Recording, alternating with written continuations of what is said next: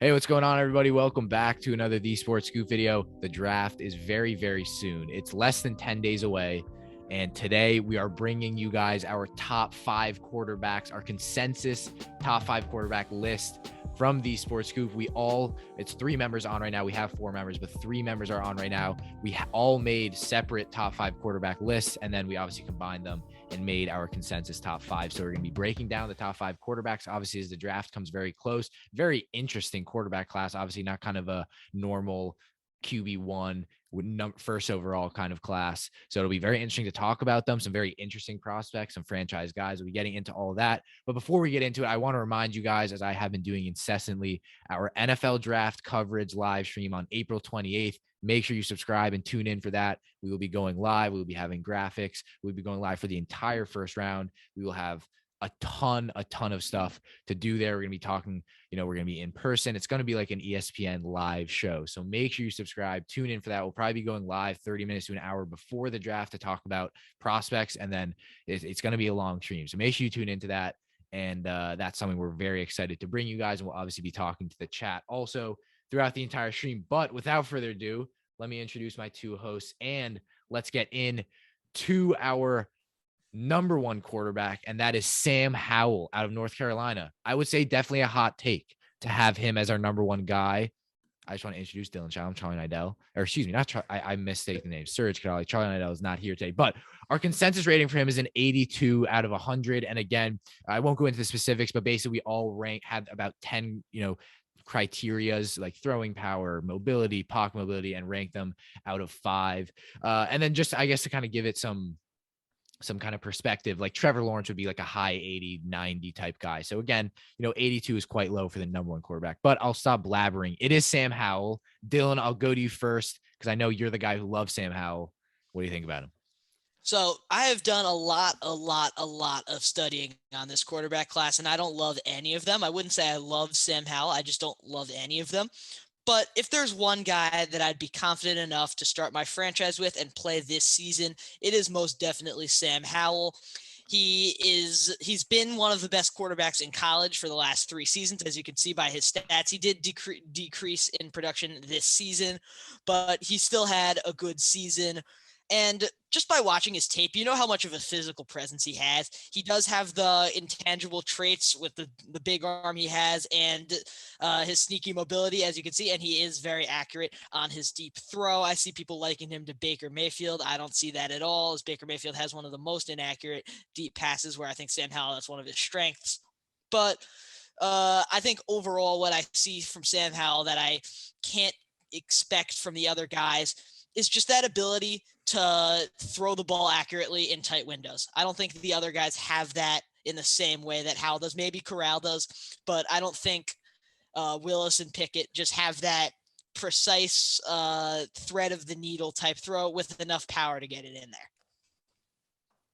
Yeah. Well, okay. I couldn't disagree more with that, but really, yeah, I couldn't disagree more with that. I mean, to say Malik Willis doesn't have the power or accuracy, Malik Willis on a deep ball, sure, but I'm saying in a short and intermediate ball to thread that needle in between defenders, I think that's Sam Howell's bread and butter. Yeah, okay. I think that's Corral's, but I would agree.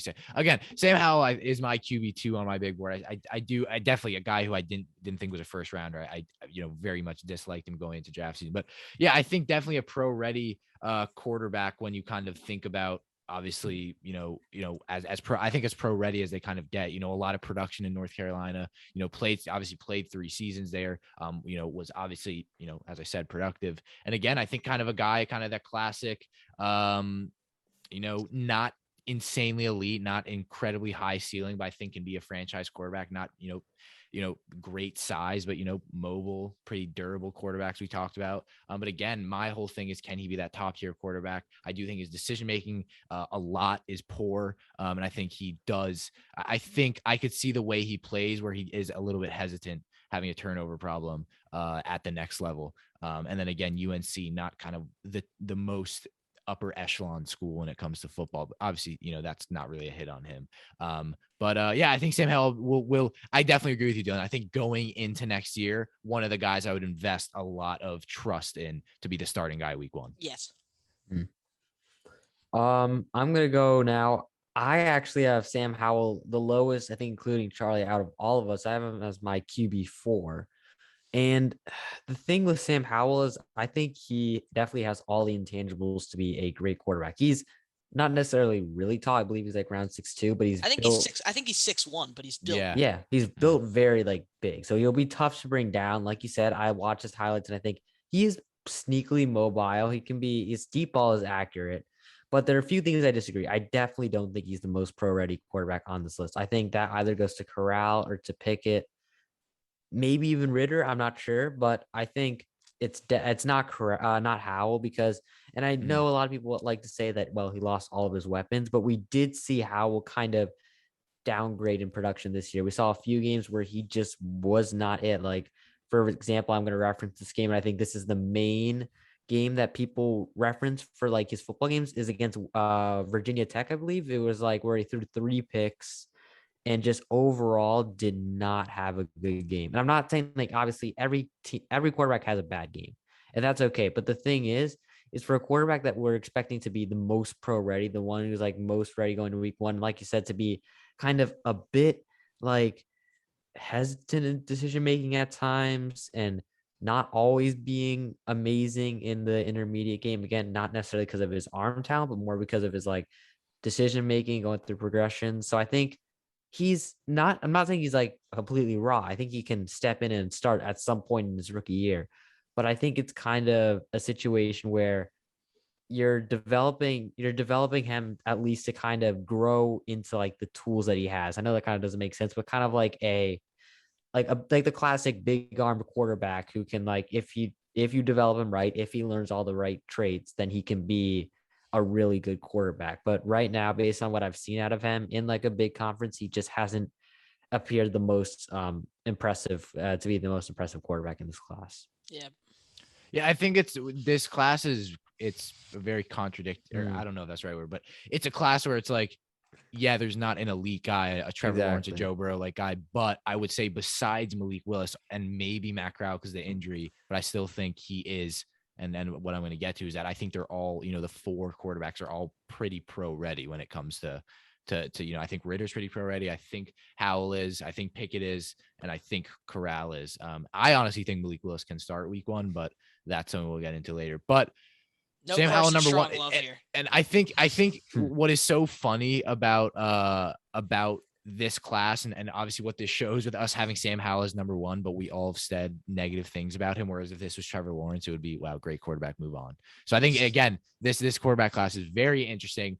But we'll get into our number 2 guy, and that is Matt Corral out of Ole Miss, a consensus rating of barely, I guess, if you round up, a 79.75. And no, we'll give him an 80. We'll give him an 80. No, we won't. We'll give him a 79.75. And right.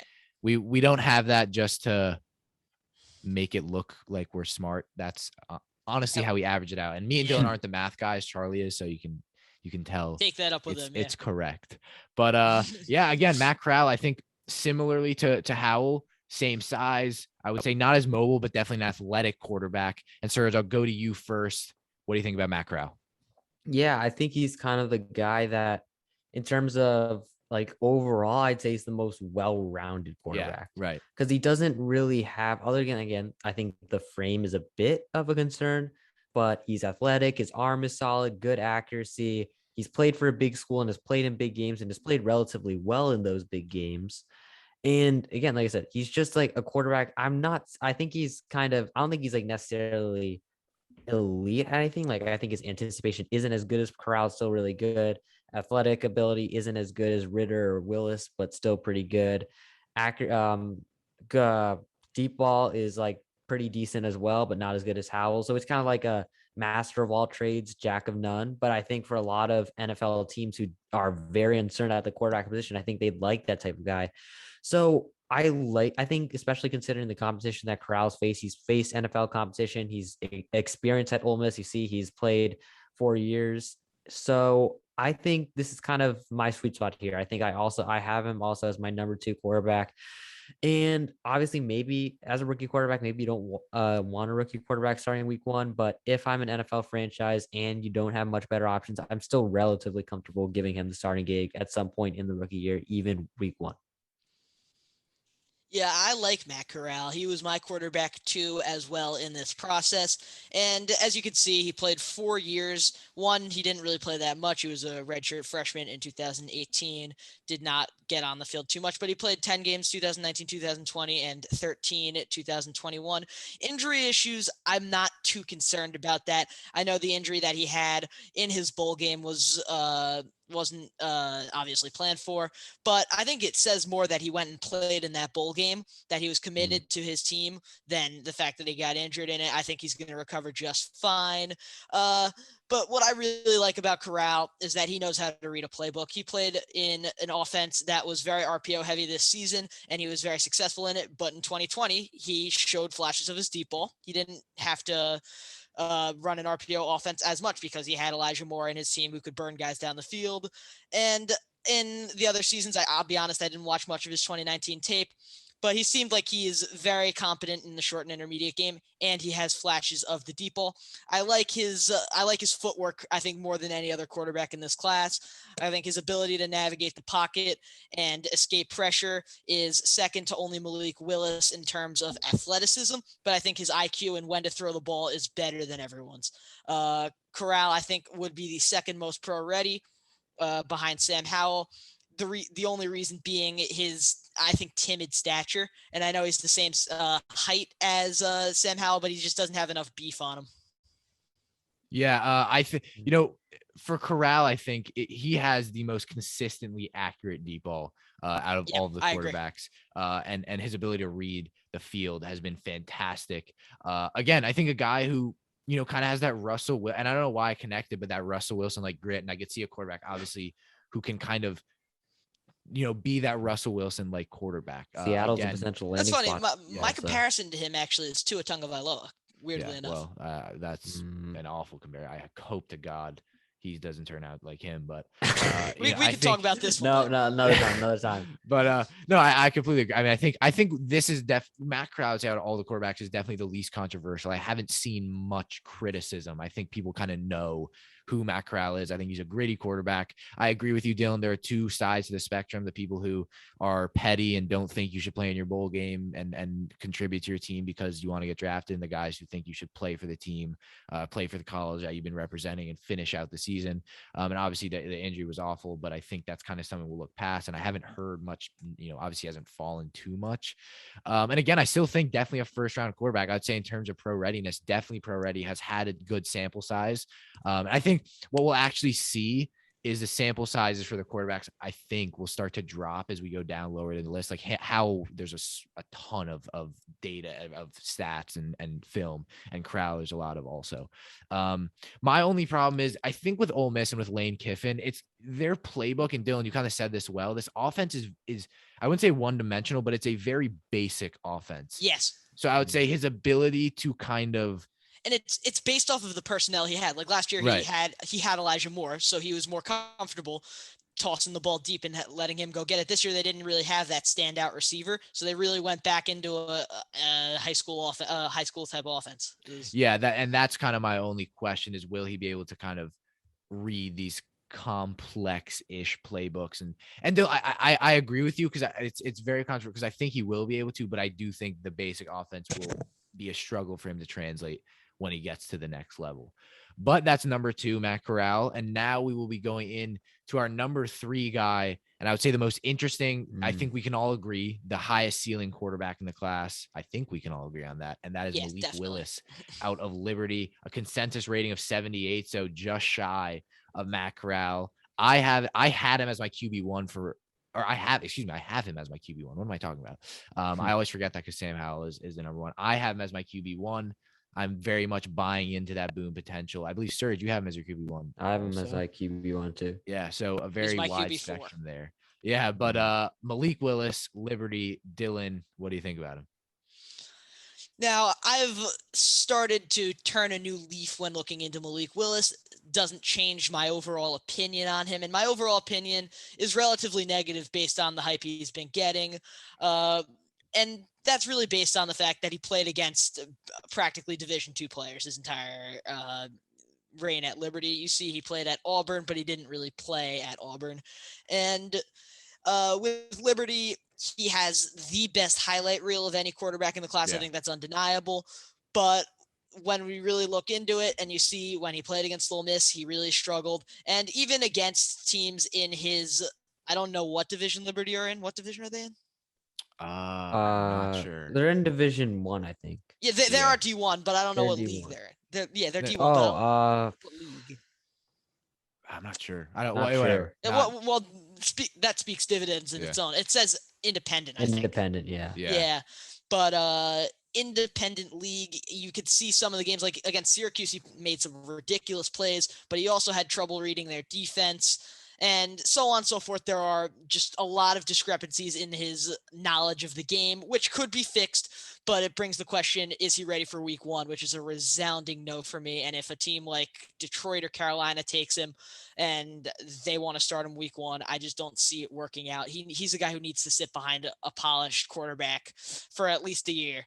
And I do think he has the highest upside. His arm talent is the best in the class by a sure thing, and his athleticism is ridiculous. But I just question his ability to play against complex defenses, and I question his ability to read the playbook because he had a bunch of different offensive coordinators who all ran pretty basic playbooks at Liberty, and I don't think he's quite ready to translate his athleticism and all the intangibles that he has into NFL production this season. That's the only reason I have him as low as he is. I can't deny his pure talent. Yeah, I think Malik Willis is the biggest boom potential quarterback we've seen. I think he's the definition of boom or bust. Oh yeah, no, right, yeah. I think this guy, if he pans out, can be up there with Mahomes, can be up there with Josh Allen, can be up there. He can be that guy. I mean, he has arguably made. I think it was against Campbell. I'm not sure what team it was against. He made arguably the best throw I've ever seen a quarterback make. Rolling to the right, getting pressure. I think I know what you're talking about. Yeah, dime down the right sideline outside that, like absolutely perfect throw. But then you also see him make erratic, terrible decisions, not knowing how to read the pocket against Ole Miss. Perfect. The first game I watched Malik Willis against Ole Miss, I was like, okay, I actually want to watch this because I know we'll actually get to see, a little bit of the pros and cons here, and not being able to kind of work through the pocket and work through under pressure, which I think is a problem. But I think his athleticism will be able to bail him out a little bit, but that can also be a con. Obviously, the offensive lines are better, and it depends on what team he goes to. But again, I mean, you look at this guy's arm talent. If it can be refined, if he can be coached, he has phenomenal arm talent. Yeah. Can throw the ball anywhere. If he can refine that accuracy, can put it in any pocket. And again, a guy who can throw outside, inside the numbers. I would say we've seen at Liberty, he struggled outside the numbers, but I think a guy who, or he didn't, like you saw him make his best passes outside the numbers, but then you saw him make his worst and most, I think progressions outside the I think he was hesitant to throw towards the middle because he didn't want to throw it into zones where there's multiple guys in coverage because he's not confident that he can thread the needle, as I was saying earlier. But I wouldn't say that because I think he is confident about that. I just think his decision making was poor. But yeah, he also does roll out more often than not. So that's. Yeah, Liberty's offensive line was also awful this year. Yeah, of course. But yeah, again, I completely can understand that he's not ready week 1. I will have to see where he's picked, but I do think he can be ready as a week 1 starter. Yeah, for me, I also was my QB1. So, but here's the thing with Malik Willis. I think a lot of what people used to knock Malik Willis, other than obviously his like just his like rawness as a prospect, is also the competition he's faced. And it's like kind of very similar to the treatment that Zach Wilson or Trey Lance got last year, given that they were playing in which were subpar leagues. And I mean, it is true. But at the same time, you also have to take into account that, especially with Liberty, a school that really isn't known for football, he was also playing with Division II athletes or like fringe Division I athletes. So it's not like he had much talent around him. Like Ian said, his offensive line was not very good, which is also maybe part of the reason why he actually did roll out of the pocket a lot. Obviously, when I do watch Malik Willis, I 100% agree that his pocket presence does definitely need to be improved. But what I also see with Malik Willis is not only like his great, just like pure, like I can throw the ball fast, his velocity on throws are incredible. Yeah. Which I think really leads me to believe that not only is he going to be like, he's not going to be one of those guys who just like is a gunslinger. He's also going to be really useful if he's properly developed in an RPO type offense and like a kind of West Coast type offense. I think he could be very good if he was managed in that type of offense. And as for like kind of the is he ready week one, I personally wouldn't start him, but I don't think it's the necessarily impossible to win if you have him as your quarterback in his rookie season. The reason why is because it depends on what situation you're going to. Like I'm going to harken this back to, I don't remember how many years ago, but Lamar Jackson's rookie year. And Lamar Jackson, when you saw him come in, he helped the team in games despite barely knowing how to read an NFL defense. Like he was running like 10, 15 times a game. I'm not saying that's going to be Malik Willis, but when he also threw the ball, he was throwing the ball into what were like easy reads created for him that like made him rely solely on his accuracy and his arm talent, which in my opinion are Malik Willis's greatest strength. So if he can go to a team that can kind of almost minimize the game from him, make it like a 1-2, like a 1-2 bang bang read situation instead of making him kind of like stand in the pocket, wait a few seconds, make him like try and read the game like a veteran immediately. Like that's not going to work. You're going to have to give him kind of a few seasons to do that, but it really depends on the situation. If he goes to a team, and I don't think this would necessarily happen, but if he goes to a team like, I don't know, I'm going to give an example, Indianapolis, a team that really, or Indianapolis, I think the team that has a really good offensive line has Frank Reich, who is like kind of one of the main RPO like guys. And again, he won't go here. But if he did, hypothetically, I think that'd be a great landing spot for him where he can, again, just get the ball out quick, kind of make the game as simple as possible for your young quarterback. And I think eventually, as he continues to grow, he can be that type of guy who now you can have him use his frame to kind of stay in the pocket a bit more rather than just relying on pure athleticism and arm talent. So I think what really, I've talked for a while, but I think what the main thing about Malik Willis is that if he goes to a good coaching staff with a few, doesn't need to have all the weapons. He has to have a few weapons that he can trust immediately. I think he can be the best quarterback in this class. And I think number one, he would not be number one in almost any other year. But I think because of all the other guys, I'm not sure really what their ceiling is. And all of them have their weaknesses. I think you go with the guy that I think is the most coachable and the one that you think you can fix the most of his weaknesses. So I think that's why Malik Willis is my number one.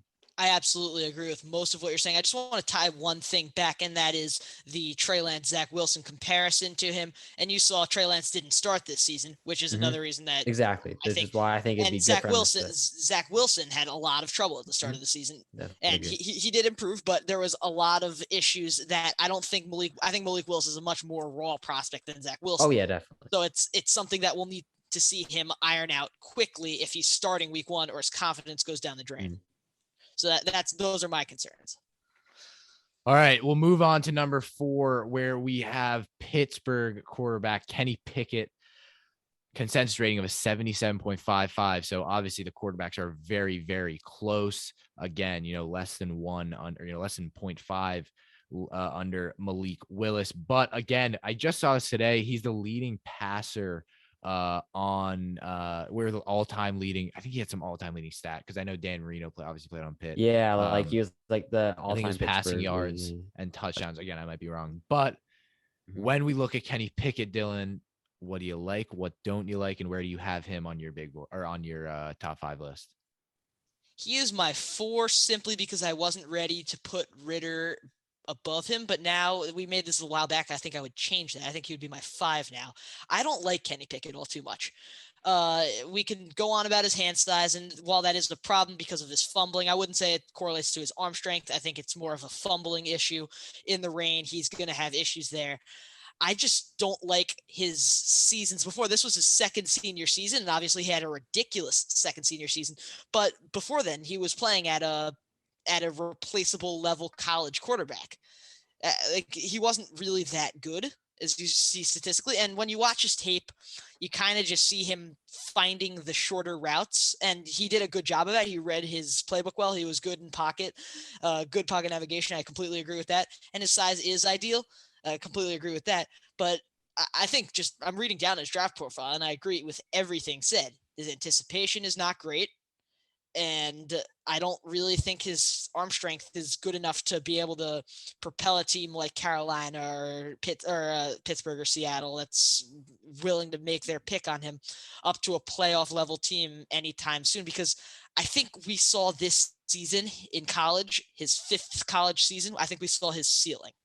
I don't think he's going to get any better than he was. And that might be a naive prediction to make, but I just don't see any other improvement that he can make to his game because his to be honest, all of his raw traits are pretty much fully developed. I think his brain is there. I think his IQ is there, his knowledge is there, and it's the same thing. His teachables are there, his unteachables aren't. Yeah, I mean, I know what you're saying there, and honestly, like I agree with almost everything you said because Pickett, he's not my number 4 quarterback, and the one thing that I do disagree with this on this list though is that I don't think his anticipation is poor at all. I think you saw as the season goes on, like his anticipation is actually one of the Surge. better. No, I think it was No, one. It was one of the. no. Kenny Pickett has awful anticipation. I hated his anticipation when His I was watching. anticipation to throw it in tight windows is like He almost does. non-existent. It's like me and Madden. It's an issue. It's bad. Are there instances where it's good? Yes, but his anticipation, and even on his highlights when he nails a guy deep downfield against UMass, He he waits hit a a little great too long. pass downfield, but he didn't lead it. Like it should have been a pass. The wide receiver was banging out. If he leaded that pass, he catches it and goes in for a touchdown, but he makes him wait, so he has to catch it and then gets tackled. His anticipation is very, very poor. Yeah, I mean, maybe from what I saw, I mean, I'll be honest, I did see limited tape of him, but I think honestly, what the rest of the profile I'd say is pretty accurate. I really like his pocket navigation. He definitely is pro ready because I think you can see clearly that he does know how to read defense. Obviously, I think he has ideal size, hand size. That's really not the reason why I'm not necessarily pretty high on him. I just think that, I mean, I guess like it will probably maybe lead to some fumbles, but I don't. And at the end of the day, I think that isn't a big reason, especially considering I think he's also double jointed. Not 100% sure about that. Is he? I'm not. I don't know, but I think he is. Yeah. I think he is. But with Kenny Pickett, I think Dylan really kind of hit the nail on the head there, where you see most of his seasons before this were very, very average. And I think the 5th season maybe shows that, hey, he really growed as a prospect, which is good, which is what coaches want to see. But when it takes you like kind of like that 5th year to take that big leap, and before then you're kind of just seen as like a very modest college quarterback, I think it is a bit concerning, especially considering, again, he doesn't necessarily have those like Dylan said, unteachables, those things where really you can be like can make you stand out from everyone else. And I know like there are quarterbacks who like literally make a living off their kind of, like I said, your anticipation, your knowledge of the game and that stuff. But I don't think Pickett is nearly as polished as any of those guys who kind of, again, are those standard pocket passers, like just like eyes in the back of their head, knowing everything about the game, everything about the defense. I don't think he's like necessarily that type of prospect, which is why he's number 4 on my list. And I think if he goes to a team, he's definitely probably up there with the most pro ready quarterbacks. And I think he'd be definitely a solid fit there, but I don't think he's necessarily like a guy I'd want to entrust with my franchise for the next 10 years. Yeah. I think with Kenny Pickett, it's one of those. I think he's kind of the Mac Jones of this class. I think he does everything I like pretty well. But I think I think when we look at kind of he's not very great at anything. I think he lacks a little bit of arm strength. I would say out of these 5 guys, one of those guys who obviously doesn't have the biggest arm. I think he lacks a little bit of anticipation, and his ability to throw in the windows has definitely, and that kind of goes hand in hand with anticipation, has just been very poor. The hand sides, again, not something I'm very focused on, but I do think a quarterback who can be a franchise guy. I wouldn't say Kenny Pickett can't be successful, but I just don't see where I can see I would say the top 3 guys we talked about. We'll get into our number 5 guy. I can see them kind of all potentially being like good quarterbacks, like elite level quarterbacks. Kenny Pickett, to me, I can't. But then at the end of the day, at the back of my mind, I can almost see him if he starts, like, I don't know, maybe winning Rookie of the Year. Like I'm very, very confused on him because I think we saw him have very good production at Pitt, and win a lot. But I just don't see that X factor kind of, and not even X factor, just kind of that elite trait. Here's my thing with him in this specific draft class. If you're going to draft a quarterback out of this class, don't you want to have him have the boom potential like Malik Willis, Desmond Ritter, or Matt Corral, or even Sam Howell? Don't you want him to just, like, if you're willing to take that risk on a quarterback in this class where it's already a huge liability, if you're going to take a quarterback, I don't think you want Kenny Pickett. Yeah. Right. Yeah, I agree. That's kind of, I think, where I'm at as well. All right. Well, we'll get into number 5, our last guy, and that is Cincinnati quarterback Desmond Ritter. Surridge, where are you at number 5 here, and where do you have Desmond Ritter on your? I had him at number 5. I'm really starting to kind of warm up on him. I also heard like a couple of rumors that literally every single team has him as a first round grade, which is a bit surprising to me because, again, I think there are some flaws to his game. But when you look at it, really, I think it actually kind of makes a lot of sense because, again, he's another one of those quarterbacks where you can really see, yeah, this is what the people want out of the modern quarterback. He's very mobile. He's very fast out in space. I think he ran like 4.5 something. He's very fast on the combine as a quarterback. I think, was he the fastest? He was the fastest. He was the fastest quarterback at the ever at a combine.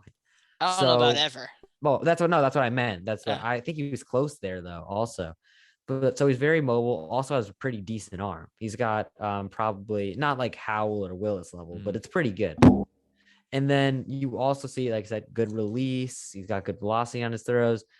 But I think when you saw him go against really tough competition like Alabama, he didn't really necessarily show up, which understandable with Alabama, but still, you probably want to see a bit more out of him there. I think the big concern is, again, like you said, decision-making and accuracy issues. It can be a bit inconsistent, which can lead some teams away. But I think he's not necessarily a quarterback that there's no way he can start week 1. I think he has, if like he goes to a team, like you said, similar with Willis, that has like a good organization and kind of like coach him through like the like little things about the NFL and the little things defenses do. And I think he could be a good rookie quarterback. So I think, again, like a lot of these quarterbacks, it depends on the situation it goes to, who he has, if it fits his like kind of how he plays as a quarterback. But I think Desmond Ritter, I have him as my number 5, but I don't think I've said this yet, but with all the quarterbacks, it's not like this list where 1 and 5 are like the difference between a first round, like the first overall pick, and like a fringe first rounder or even a second rounder. These guys are all very even. Wouldn't surprise me at all if Desmond Ritter is the best quarterback out of this class. But for me, based on what I've seen, I'll have him at number 5. I like Desmond Ritter for his speed, for his size, and for his ability to, although his deep ball is not accurate, his ability to fling that ball 50, 60 yards down the field. What I don't like is that he is a first read quarterback through and through. And not only that, he pretty much signaled in on Alec Pierce on every route of every difficult game. And that's just not going to fly in the NFL. That's might. No, I mean, if you have like a freaking mutant quarterback, wide receiver, maybe. Might. But no, it won't. It's unlike. It's on. Yeah, you because gotta, if the defense sees that, they scheme against that, and the accuracy issues is definitely a problem. And you talked about him going against Alabama, and is it excusable? Yes, because every quarterback has a bad game, but I need to see more than that. Because every NFL team is going to be better than Alabama. And I know that's not a great comparison to make, every team is going to be better than Cincinnati that you're playing with. But he did not make a throw that I thought to myself, wow, this is an NFL quarterback in that game. And I watched that whole thing. So I'm not convinced that he's capable of playing at a first round quarterback quality this season. I think this is a guy that you can have a placeholder quarterback like Matt Ryan or Marcus Mariota or Daniel Jones even in front of, and have him go in and try to compete for the job. I don't think that's completely out of the realm of possibility. and I think he will more likely than not be taken in the second round. But I like Desmond Ritter for his athleticism and his intangibles, pretty much the anti-Kenny Pickett in my eyes. Yeah, I think at first I was kind of, I think in the draft profile, poor ceiling and floor, but I do think he has somewhat of a ceiling. I actually could see him kind of being like if Mariota wasn't bad or didn't like get injured and everything that happened to him, like if Mariota panned out. And probably not as good because we obviously know Mariota was much more highly touted coming out of Oregon. But I do think Desmond Ritter, has the size. I think he has the ability, but I do think he is unfortunately his accuracy has been awful, and it's not only against Alabama. If you think that's not true, his accuracy was very, very poor. Alabama highlighted it because it was on national TV, and a lot more people were watching it.